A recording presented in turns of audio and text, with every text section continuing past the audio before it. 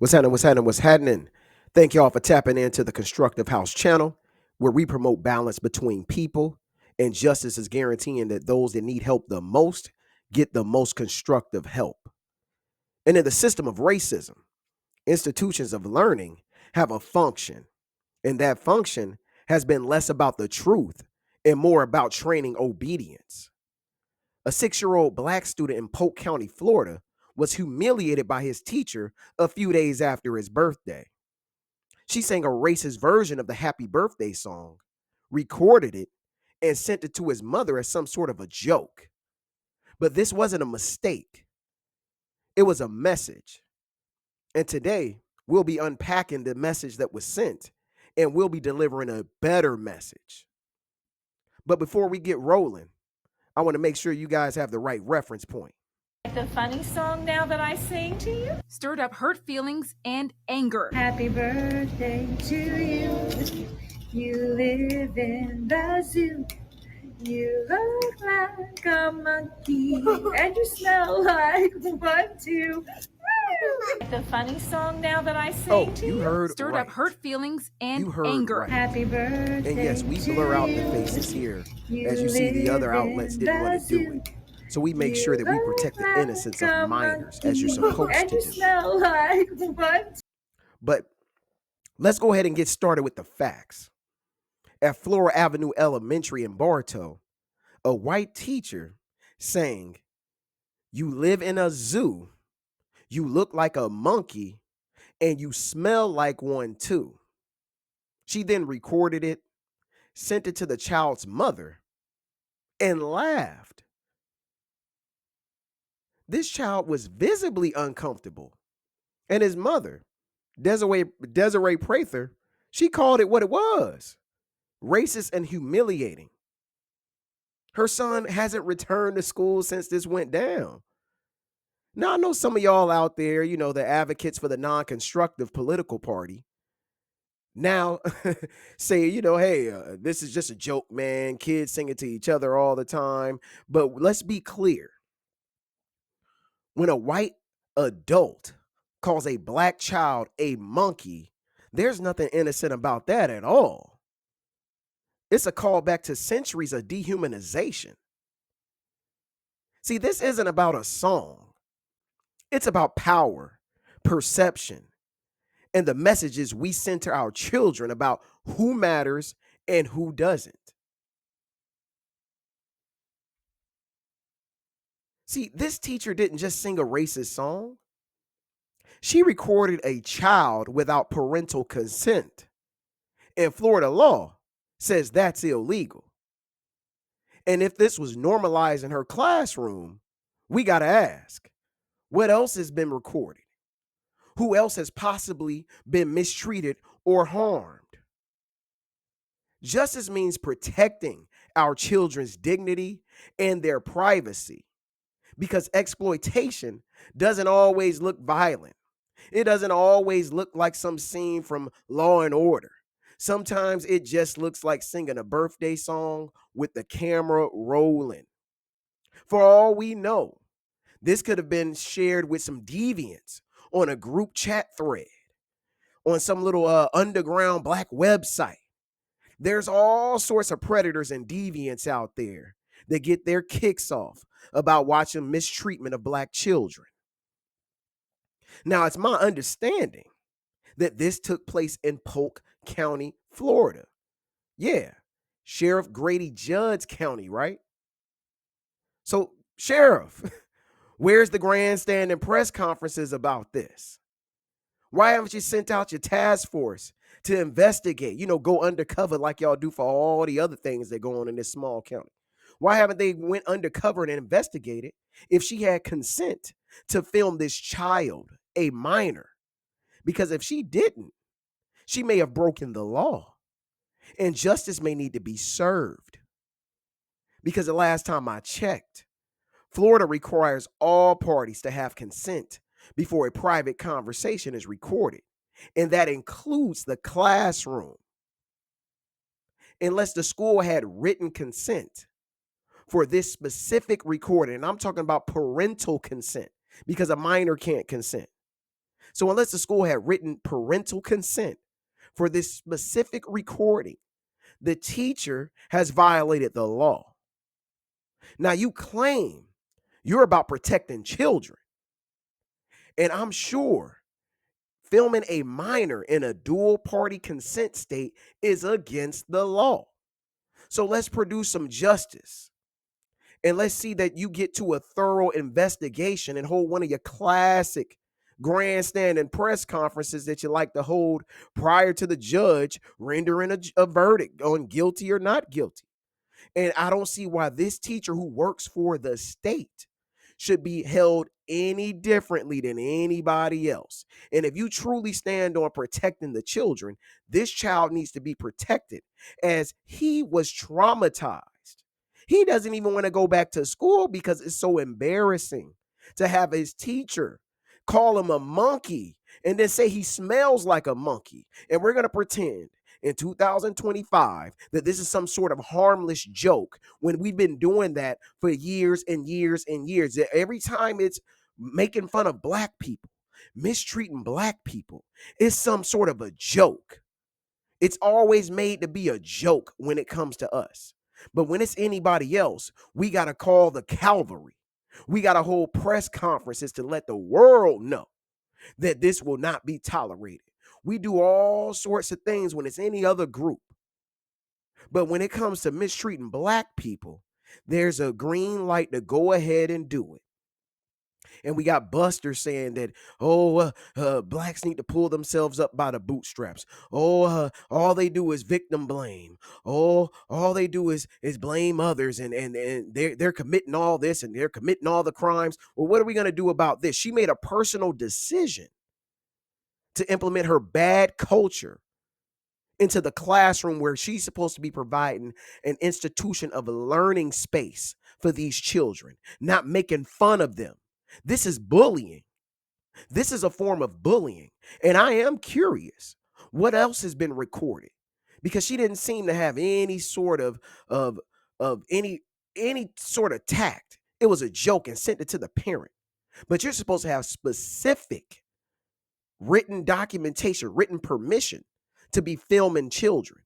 So we need an investigation launched on that phone to make sure it didn't get sent to anybody outside the mother, because we know that they like to send it to different group chats while everybody pokes fun and they laugh. It's another point on the board for those who like to practice mistreatment and non-justice. So I know if you're about justice, we need to be launching an investigation on that phone to make sure it didn't get sent to anybody else and any sort of deviant groups that like to poke fun at the mistreatment of black people, and particularly black children. Because we're all about justice over here. We're not about the politics of no solutions. We're not about grandstanding. We're about solutions over slogans. So, Sheriff, I'm asking you, this happened in your county. This happened on your turf. You need to be launching an investigation to see that this is brought to justice. We got somebody who works for the state mistreating black kids and making fun of them and bullying them as if this is some sort of schoolyard prank. And this isn't a prank at all. They're supposed to be in there learning, not making a funny joke and let's do the funny one I sung. It shouldn't have been recorded. You should have contacted and said, "Hey mom, is it okay if I sing this song to your child?" But none of that was happening. And y'all out here avoiding this black woman who's coming up to the Board of Education asking for answers when you should be supporting her. You said you're about protecting the children. You should be supporting this sister that came up here and said she needed some help. She needs help. They're in there bullying her. The teacher is bullying her child. Where's the help? Where's the justice? Where's the solutions? See, at the Constructive House, we define justice as guaranteeing the most constructive help to those who need it most. So let's ask, what does justice look like for this child? It isn't just firing the teacher. It's trauma-informed therapy. It's a public apology.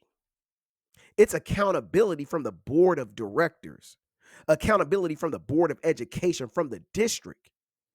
And it's punishment to ensure no one else decides to abuse, mistreat, or bully children in any and every classroom. because ignorance is no excuse, especially when it comes to harming or mistreating Black children. This isn't an isolated event, it's a pattern of Florida's educational system, which has been under scrutiny for erasing Black history, silencing teachers, and now we got bullying students by teachers.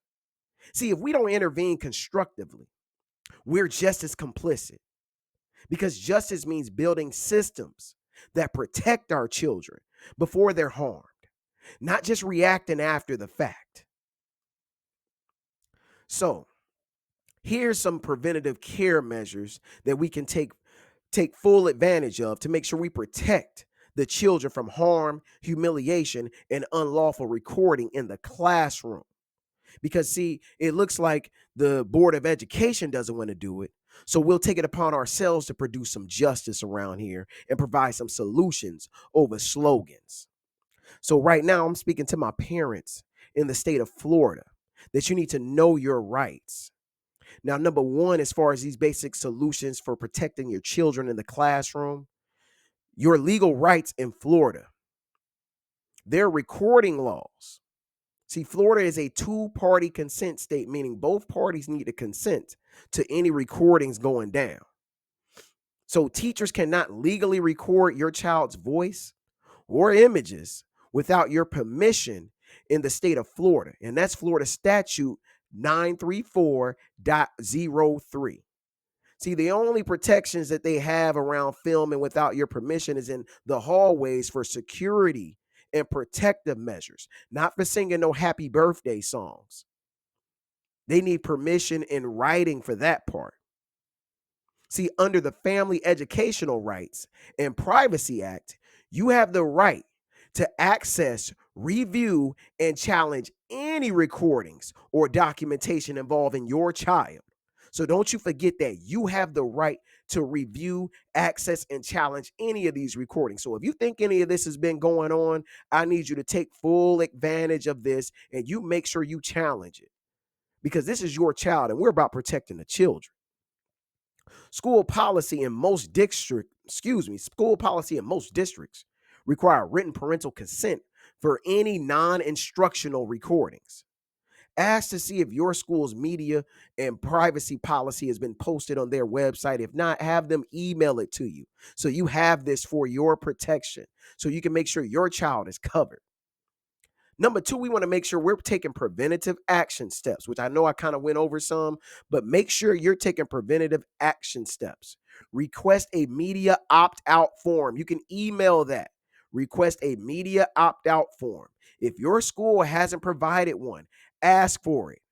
You can opt out of photos, videos, and audio recordings of your child. Like I said, there's all sorts of deviant websites and group chats that they like to look at this stuff. And if you don't want your child in any of that nonsense, request that opt-out form that the school is supposed to be providing you. You sign it and send it back. These are things you can do in a matter of seconds via email. Submit a written notice as well. Send a letter to the principal stating that your child may not be recorded without your written consent, and keep that copy, that you've put them on notice. See, we're about solutions over here. We're not about pointing fingers and na boo boo. Also, parents, build a relationship with your teachers. Let educators know you're engaged and you're aware of what's going on and what your rights are, and that you're there to protect your children, because visibility can deter that misconduct. Because trust me, my mama was at the school all the time, and that really did put a roadblock in the way of that mistreatment that I saw happen to some of my peers. Teach your children to speak up and speak out against these things.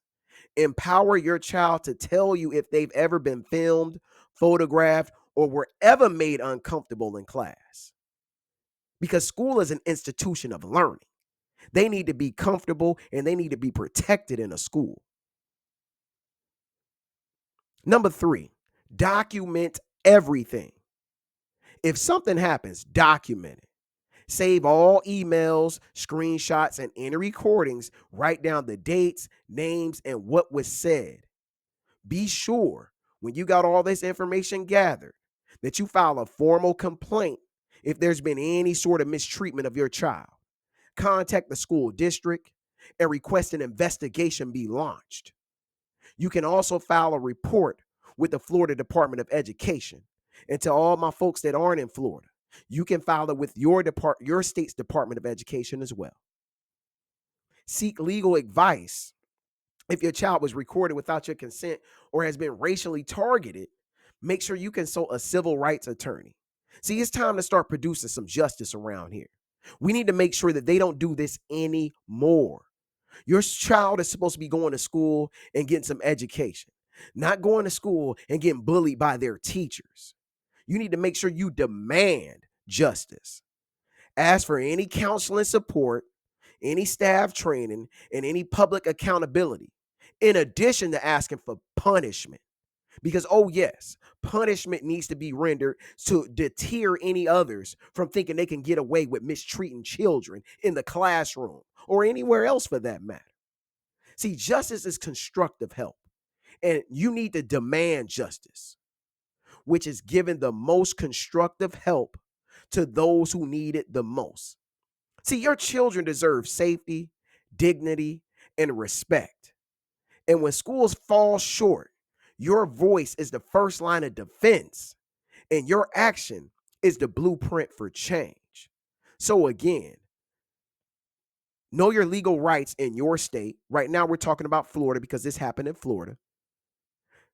Take preventative action steps, document everything, and demand for justice. Justice isn't just punishment. It's also healing, it's prevention, and it's protection. And if we're serious about building constructive households worldwide, we start by defending our dignity of our children. This is the constructive house. Let's build balance between people.